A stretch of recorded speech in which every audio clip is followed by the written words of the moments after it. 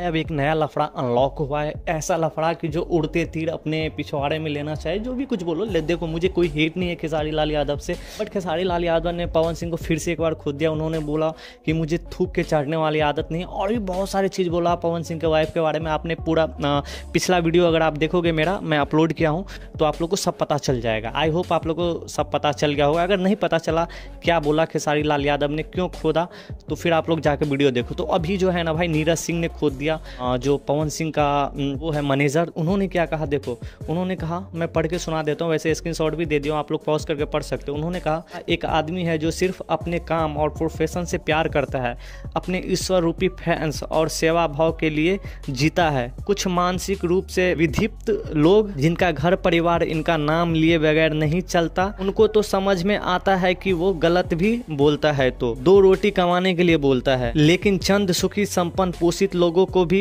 इनके नाम का सहारा लेना पड़ता है। ये समझ से परे है। शोहरत इस तरह के लिचोड़ियों से चाहिए, परंतु जनता सब जानती है। जनता का आशीर्वाद मेहनत, कस और संयम से चलने वाले लोग को मिलता है। और एक बात, कुत्ता कितना भी भौंके, शेर के तरह दहाड़ नहीं निकाल सकता। तो भाई हिम्मत जुटा और सामने से चल के आना। एक तो पीछे पीछे ही रेंगना है तुम्हें, और भौंकना भी 1000 किलोमीटर दूर से ही है। भाई उन्होंने जो नीरज जी जो है पवन सिंह का मैनेजर, उन्होंने बोला, और ऋतिक सिंह ने भी बोल दिया। वो बेसिकली गाड़ी का EMI वाले जो बोले थे, उन पे उन्होंने बोला, पवन सिंह के गाड़ी के EMI का टेंशन मत ले, अपना गाना और करियर का टेंशन ले तो ज्यादा अच्छा रहे। तो भाई उन्होंने ये बोला, ऋतिक सिंह ने, उनका भाई ने, पवन सिंह का भाई ने। तो गहमा गहमी चालू है, एक नया झगड़ा, एक नया विवाद चालू हो गया भोजपुरी में। तो चैनल को सब्सक्राइब करो ऐसे ही लेटेस्ट अपडेट के लिए। और भी बहुत सारे अपडेट आएगा यार, अभी तो ऑन ही हुआ है खेला। तो आप लोग सब्सक्राइब, लाइक